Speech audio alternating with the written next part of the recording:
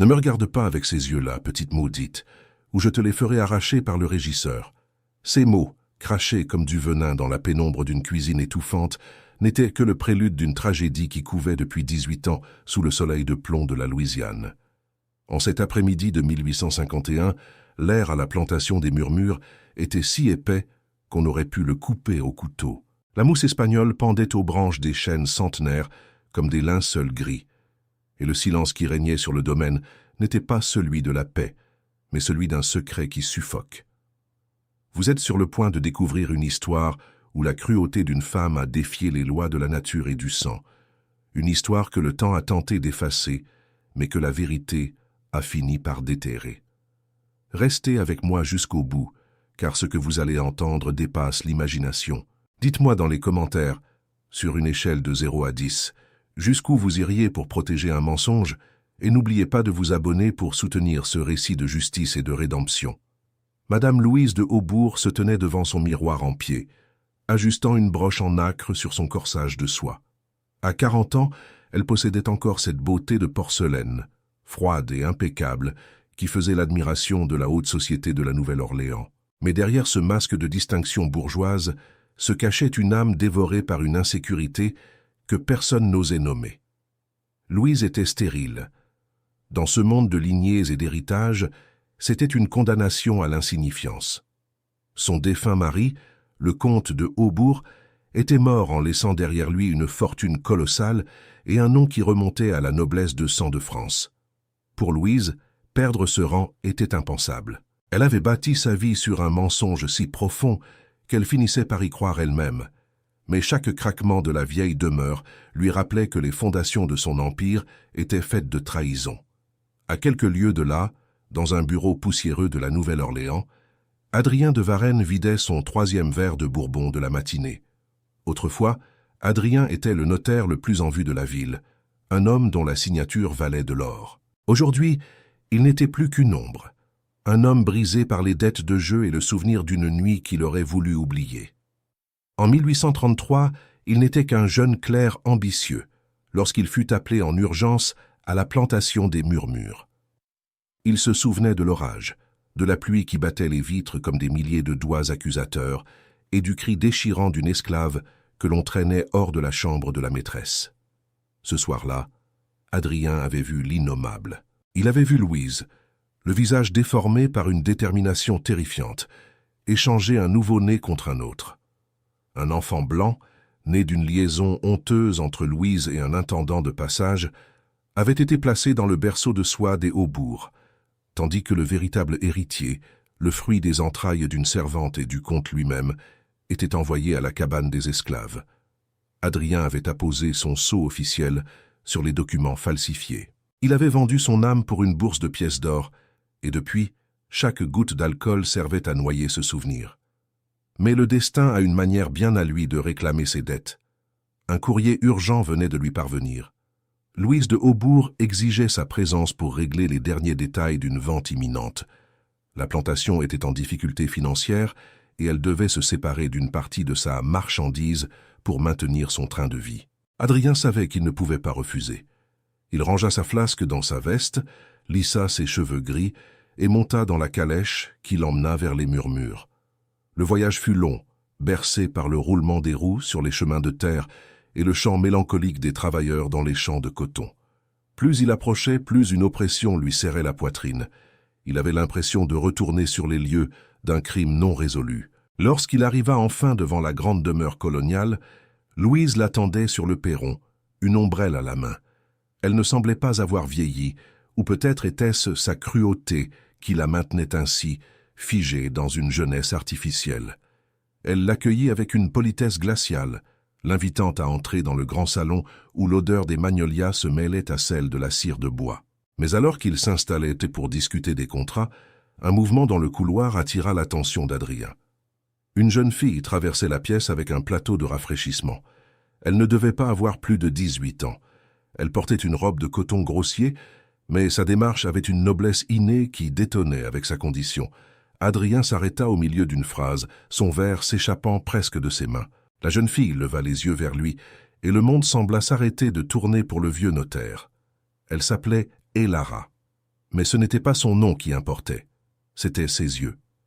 Elara possédait une caractéristique physique que l'on ne voyait qu'une fois dans une vie, une hétérochromie complète. Son œil droit était d'un bleu arctique, presque transparent, tandis que son œil gauche était d'un brun profond, couleur de terre mouillée. Dans la région, les superstitions allaient bon train sur ses yeux vairons, certains y voyant la marque du diable, d'autres un esprit double. Mais pour Adrien, c'était bien plus qu'une curiosité de la nature. C'était une condamnation. Il se revit 20 ans plus tôt, assis à la table du comte de Haubourg. Le comte, un homme fier de sa lignée, aimait raconter que ce trait génétique rare apparaissait dans sa famille depuis des siècles, une fois par génération.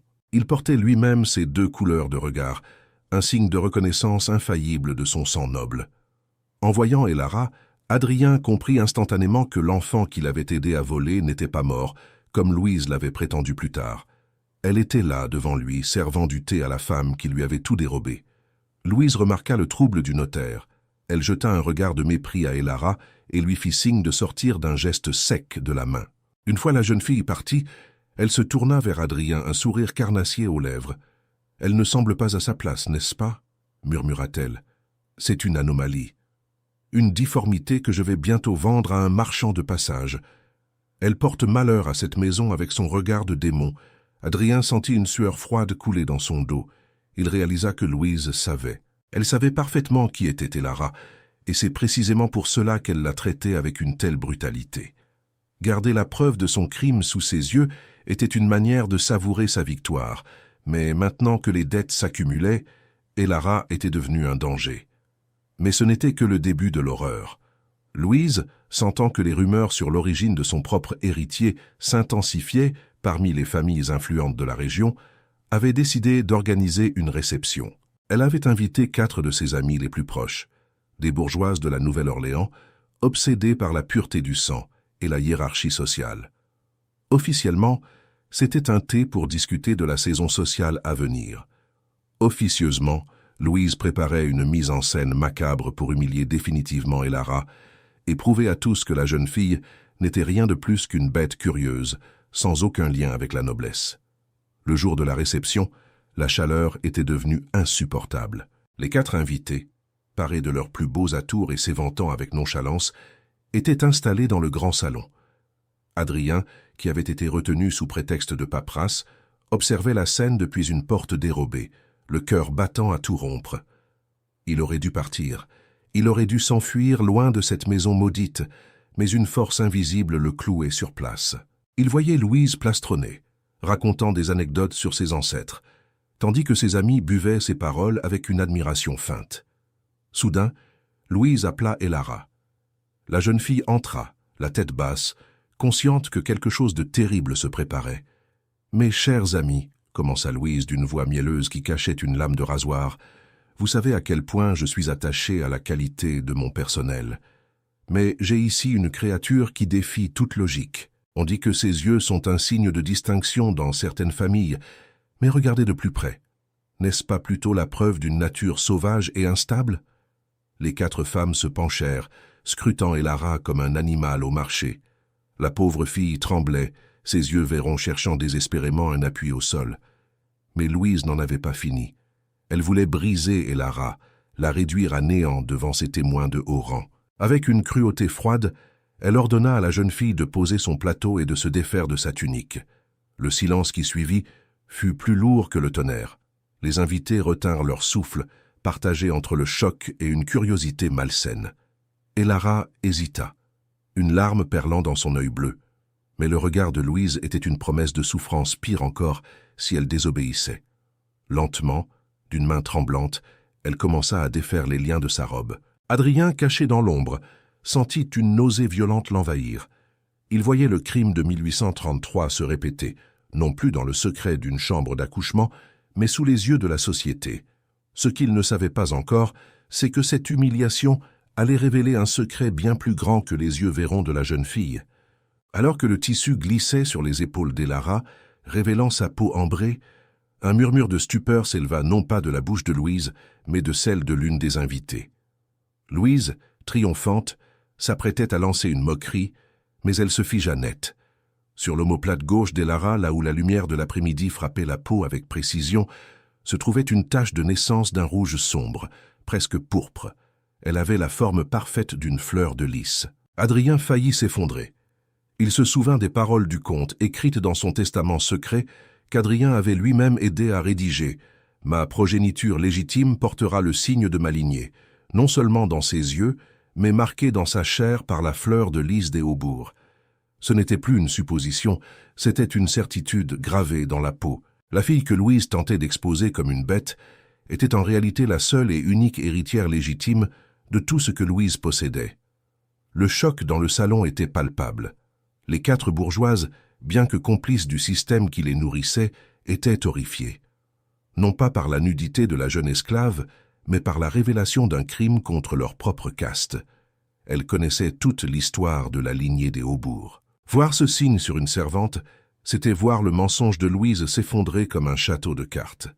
Louise, le visage devenu livide, tenta de balbutier une explication, mais les mots restèrent coincés dans sa gorge. Elle venait de commettre l'erreur fatale. En voulant humilier sa preuve, elle l'avait transformée en témoin irréfutable. C'est à ce moment précis qu'Adrien comprit qu'il ne pouvait plus rester dans l'ombre. Le conflit qui le rongeait depuis 18 ans venait d'exploser. S'il ne parlait pas maintenant, Elara serait vendue dès le lendemain, envoyée dans les champs de coton du Nord où elle disparaîtrait à jamais, et avec elle, la dernière chance de rédemption d'Adrien. Mais parler signifiait tout perdre, sa liberté, son peu de dignité restant, et risquer la colère d'une femme capable de tout. Alors qu'Elara restait là, exposée et tremblante, et que les regards des bourgeoises passaient de la jeune fille à la maîtresse de maison avec une suspicion croissante, Adrien fit un pas en avant vers la lumière. Le secret des murmures ne pouvait plus rester enterré.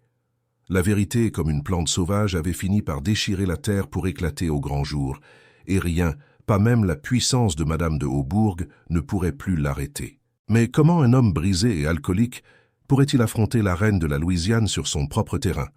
Ce qu'il allait découvrir dans les heures qui suivraient allait changer le cours de l'histoire de la plantation pour toujours. Le silence qui s'abattit sur le grand salon des murmures était plus assourdissant que le fracas d'un tonnerre. Les 4 bourgeoises, figées dans leur corset de dentelle, ne regardaient plus la nudité d'Elara avec le dédain qu'elles réservaient habituellement aux esclaves. Leurs yeux étaient rivés sur cette marque pourpre, cette fleur de lys qui semblait brûler la peau de la jeune fille comme un fer rouge de culpabilité. Louise de Haubourg, dont le visage était passé du triomphe à une pâleur cadavérique, sentit le sol se dérober sous ses pieds. Elle avait voulu prouver l'animalité d'Elara. Elle venait d'exposer sa propre imposture. Mais si vous pensez qu'une femme comme Louise se laisserait abattre par une simple découverte, vous ne connaissez pas encore la profondeur de sa noirceur. Ce n'était que le début d'une escalade où chaque mot allait devenir une arme et chaque ombre un piège. « Couvrez-la » hurla Louise, sa voix brisant enfin le cristal du silence. « Sortez cette créature de ma vue. » Ses amis échangèrent des regards chargés de sous-entendus. Madame Beaumont, la plus âgée et la plus influente du groupe, replia son éventail avec un claquement sec. « Louise, ma chère, » murmura-t-elle d'un ton dont la politesse n'était qu'une façade, « cette marque, elle est tout de même très singulière, on dirait presque... » Louise l'interrompit d'un rire nerveux, un son qui ressemblait au craquement de bois sec. Une coïncidence. Une simple tache de naissance que la nature s'est amusée à dessiner. Ne soyez pas ridicule, c'est une servante, rien de plus. Mais le doute était semé, et dans la haute société de la Louisiane, le doute est un poison qui se propage plus vite que la fièvre jaune. Les 4 invités prirent congé avec une hâte suspecte, prétextant soudainement des obligations pressantes.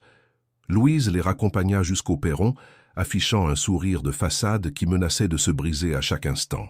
Dès que leurs calèches eurent disparu au bout de l'allée des chênes, elle se tourna vers la maison, ses yeux lançant des éclairs de haine pure. Elle n'avait pas besoin de réfléchir longtemps pour savoir que le danger ne venait pas seulement de la rumeur publique, mais de l'homme qui se tenait encore dans l'ombre du salon, Adrien de Varennes. Adrien n'avait pas bougé. Son verre de Bourbon était vide, mais il le serrait si fort que ses articulations étaient blanches. Il avait tout vu. Il avait compris que le spectre du comte de Haubourg marchait à nouveau dans ses couloirs à travers le regard vairon et la peau marquée d'Elara. Louise entra dans la pièce, refermant violemment les doubles portes derrière elle. Elle s'approcha de lui, si près qu'il pouvait sentir l'odeur entêtante de son parfum à la rose, un parfum qui tentait vainement de masquer l'odeur de la peur.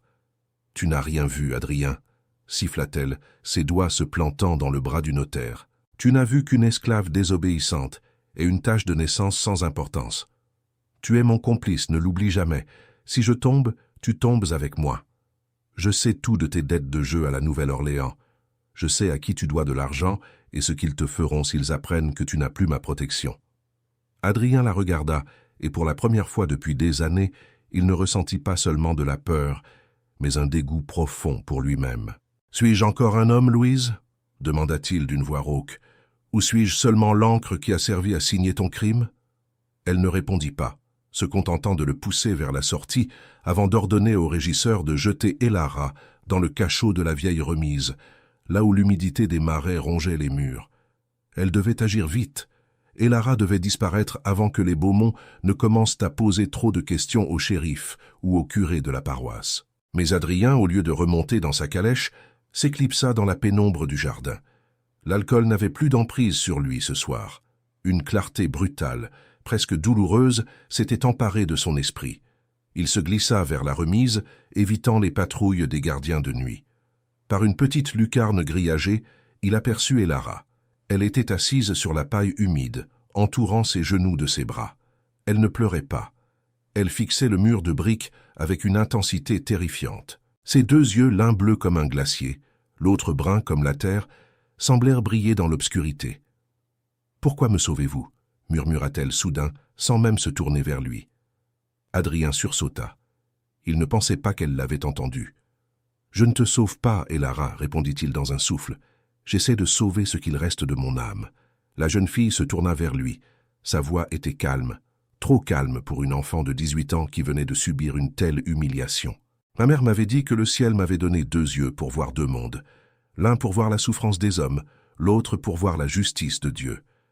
Aujourd'hui, je crois que j'ai vu les deux. » Adrien sentit un frisson lui parcourir l'échine. Cette gamine parlait comme le comte. Elle avait cette autorité naturelle, ce sang noble qui refusait de se laisser briser par les chaînes. Il lui promit de revenir et s'éloigna vers la grande demeure. Il savait ce qu'il devait faire. S'il voulait prouver la vérité, il lui fallait des preuves que même la milice de Louise ne pourrait ignorer. Il s'introduisit dans la maison par l'entrée de service, connaissant les habitudes des domestiques par cœur. Son objectif était le bureau de Louise, un sanctuaire de secret où il savait qu'elle gardait les archives de la famille. Le plancher craquait sous ses pas, chaque bruit ressemblant à un coup de feu dans le silence de la nuit. L'air était chargé d'électricité. Une tempête tropicale se préparait sur le golfe, et le vent commençait à faire gémir les vieux chênes. Arrivé devant le bureau, il constata que la porte était verrouillée. Mais Adrien n'était pas un notaire de bas étage pour rien. Il sortit de sa poche un petit trousseau de clés qu'il gardait pour les urgences professionnelles. Après quelques instants de tension, le verrou céda dans un déclic étouffé. Il entra, refermant la porte derrière lui. L'odeur du vieux papier et de la poussière l'accueillit. Il alluma une petite lampe à huile, baissant la mèche au minimum pour ne pas attirer l'attention. Il commença à fouiller les tiroirs du grand secrétaire en acajou. Il y trouva des comptes truqués, des reconnaissances de dettes, mais rien qui ne concernait Elara. Son regard se posa alors sur la Bible de famille, un volume imposant relié en cuir noir, posé sur un lutrin dans un coin de la pièce. En Louisiane, la Bible était bien plus qu'un livre religieux. C'était le registre officiel des naissances, des mariages et des décès. Il ouvrit le livre aux premières pages. Ce qu'il vit le glaça de froid. Les pages correspondant à l'année 1833 avaient été grossièrement arrachées. Mais le coupable avait été négligent. Dans la pliure de la reliure, des lambeaux de papier subsistaient. Adrien sortit un petit canif et, avec une précision de chirurgien, il dégagea les fragments. Sur l'un d'eux, on pouvait encore lire une partie d'un nom. Eul Era de H. Les ratures à l'encre noire étaient profondes, mais sous la lumière rasante de la lampe, les traces de la plume originale apparaissaient comme des cicatrices. Louise n'avait pas seulement volé une vie, elle avait tenté d'effacer une existence entière devant Dieu. Mais le pire restait à venir. En soulevant le tapis qui recouvrait le fond d'un tiroir secret, Adrien découvrit une lettre jaunie, dont le cachet de cire avait été brisé il y a longtemps. C'était une lettre de Sarah, la mère biologique d'Elara, écrite quelques jours avant sa mort. Sarah était une esclave, oui, mais elle était instruite, une faveur que le vieux comte lui avait accordée. La lettre était un cri de désespoir. Elle implorait Louise de ne pas faire de mal à l'enfant, jurant qu'elle garderait le secret du comte jusqu'à la tombe si sa fille pouvait simplement grandir en sécurité. Sarah décrivait avec une précision déchirante la tâche de naissance de sa fille, la fleur de lys, la traitant comme un signe sacré de protection. Adrien sentit des larmes piquer ses yeux. Il se souvenait de Sarah, une femme douce aux yeux tristes que l'on avait accusée de folie et de vol après l'accouchement pour justifier son isolement. Elle était morte seule, croyant que son enfant avait été emmené loin de la plantation, alors qu'Elara grandissait dans la cuisine, sous les coups et les insultes de sa propre belle-mère. C'était une ignominie qui dépassait tout ce qu'Adrien avait pu imaginer dans ses pires cauchemars éthyliques. Soudain, un bruit de pas résonna dans le couloir. Adrien éteignit précipitamment la lampe. Il se figea contre le mur, son cœur tambourinant contre ses côtes. La porte du bureau s'ouvrit lentement. C'était Louise. Elle portait une robe de chambre de soie blanche, ses cheveux défaits tombant sur ses épaules comme des serpents. Elle tenait une bougie dont la flamme vacillante dessinait des ombres monstrueuses sur les murs. Elle s'approcha du bureau, murmura quelque chose d'inaudible et passa la main sur la Bible comme pour s'assurer que le secret y était toujours enfermé. Adrien retint sa respiration, craignant que le simple battement de ses cils ne le trahisse. Louise semblait hantée. Elle fixa la Bible pendant de longues minutes, puis son regard dériva vers le miroir. Elle y vit son propre reflet, une femme dévorée par son propre mensonge. Elle sortit alors de son décolleté une petite clé en argent, suspendue à une chaîne fine. C'était la clé du coffret en fer forgé que le comte gardait autrefois dans sa chambre forte. Adrien savait ce que contenait ce coffret, le véritable acte de baptême, celui que Louise n'avait jamais osé détruire par crainte de la damnation éternelle, ou peut-être par une sorte de fétichisme macabre du pouvoir.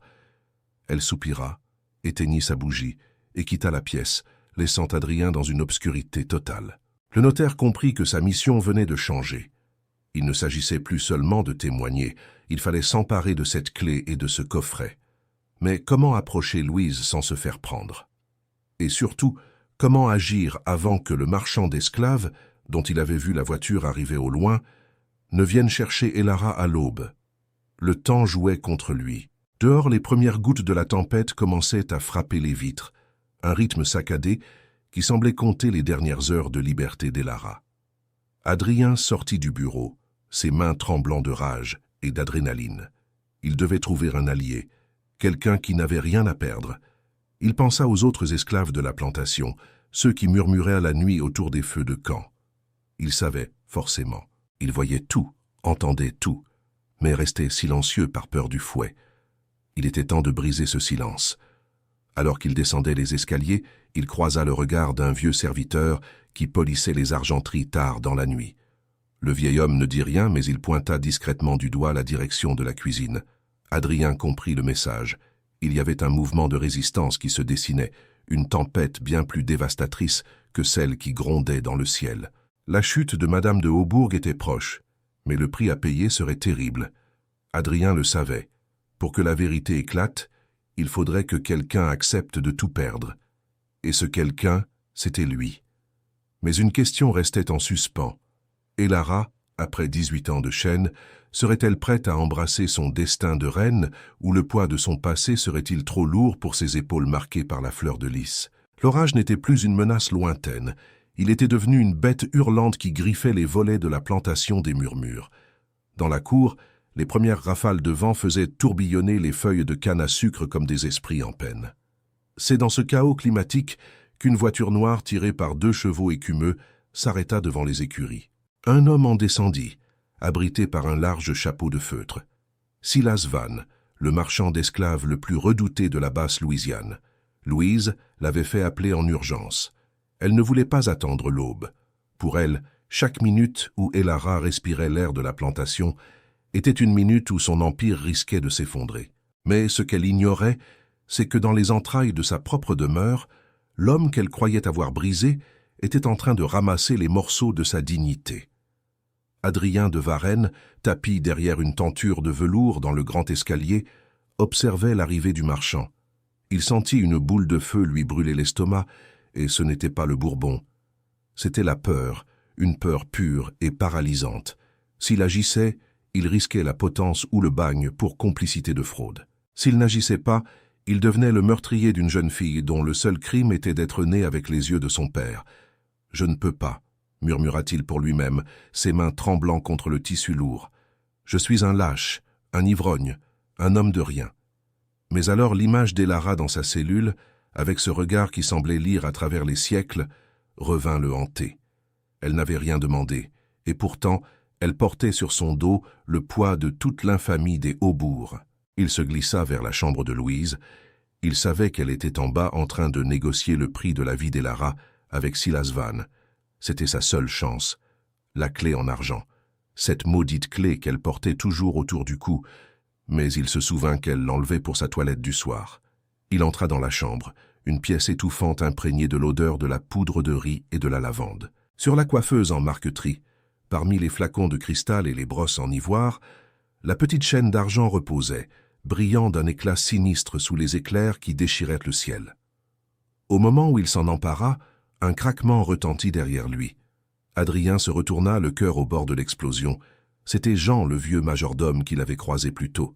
L'homme ne portait pas de plateau, mais un vieux pistolet à silex, la main étonnamment ferme pour son âge. « Monsieur le notaire, dit-il d'une voix basse et caverneuse, vous cherchez ce que je cherche depuis 20 ans. » Adrien resta figé, la clé serrée dans son poing. « Vous savez ?» Jean hocha la tête, ses yeux voilés par la cataracte mais brillants d'une résolution ancienne. « J'étais là quand le comte est mort. J'ai entendu ses dernières paroles. Il a murmuré le nom de Sarah et a parlé d'une marque. J'ai vu Madame Louise échanger les berceaux.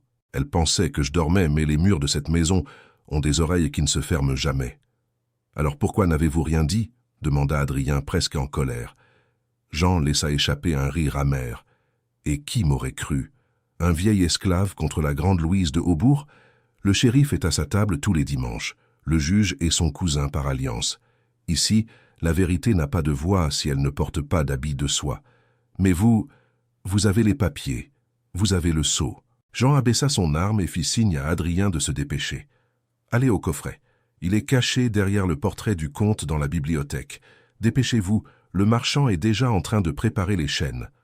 Adrien se précipita vers la bibliothèque, une pièce sombre où des milliers de livres semblaient le juger de leurs tranches dorées. Il déplaça le lourd cadre doré représentant le défunt comte. Derrière se trouvait une petite niche maçonnée contenant un coffret en fer forgé. Ses mains étaient si moites qu'il faillit laisser tomber la clé d'argent. Il l'inséra dans la serrure. Un déclic sec et le couvercle s'ouvrit sur un tas de documents jaunis. Il y trouva l'acte de baptême original, signé par le prêtre de la paroisse qui était mort peu après. Le document stipulait clairement la naissance d'une fille, Elara, de sang légitime, mais il y avait plus. Une confession écrite de la main même du comte, rédigée sur son lit de mort. Il y avouait son amour pour Sarah et sa volonté de faire d'Elara son unique héritière, prévoyant que Louise tenterait de la détruire. Et le coup de grâce, une preuve que le fils que Louise présentait comme l'héritier, le jeune Julien de Haubourg actuellement à Paris, était le fils d'un intendant que Louise avait séduit pour masquer sa stérilité. Adrien sentit une force nouvelle l'envahir. Ce n'était plus seulement une question de survie, c'était une question de justice. Il s'assit au bureau, prit une plume et commença à rédiger sa propre confession.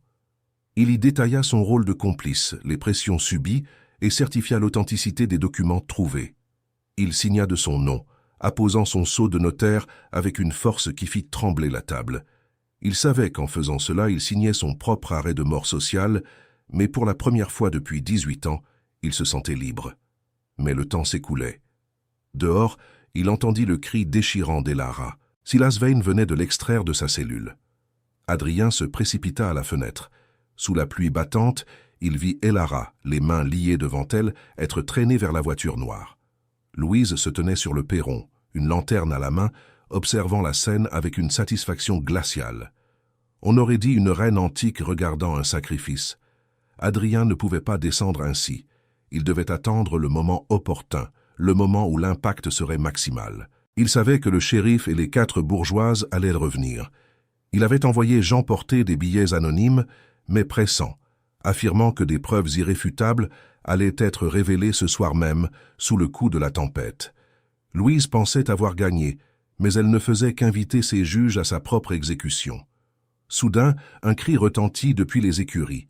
Un éclair frappa un arbre à proximité, et dans la lueur aveuglante, Adrien vit Elara se redresser. Malgré ses chaînes, elle fixait Silas Vane avec une telle intensité que l'homme recula d'un pas. Ses yeux vairons semblaient capturer l'électricité de l'orage. Elle ne se battait pas physiquement, elle dominait par sa seule présence. C'est à ce moment-là qu'Adrien comprit qu'Elara n'était pas seulement une victime, elle était la tempête elle-même. Il redescendit les escaliers, les documents serrés contre sa poitrine comme un bouclier. Il croisa Louise dans le vestibule. Elle le regarda avec suspicion, remarquant qu'il n'avait plus son air de chien battu. « Où vas-tu, Adrien ? Le travail est fini. Tu devrais rentrer à la ville avant que les routes ne soient coupées. » Adrien s'arrêta et la regarda droit dans les yeux, chose qu'il n'avait pas faite depuis des décennies. « Le travail ne fait que commencer, Louise, et cette fois, ce n'est pas moi qui vais tenir la plume. » Le visage de Louise se contracta. Elle remarqua que la clé d'argent ne pendait plus à son cou. Elle porta la main à son décolleté et un cri de rage s'échappa de ses lèvres. « Voleur, traître !» hurla-t-elle en appelant ses gardes. Mais l'orage couvrait sa voix, et à cet instant, les portes de la grande demeure s'ouvrirent violemment sous la poussée du vent. Ce n'était pas seulement le vent qui entrait, mais le shérif et les 4 bourgeoises, trempées jusqu'aux os, mais poussées par une curiosité que même la mort n'aurait pu freiner. La scène était prête. Les acteurs étaient en place. Le grand salon, autrefois lieu de mondanité hypocrite, allait devenir le tribunal de la vérité. Adrien sentit une paix étrange descendre sur lui.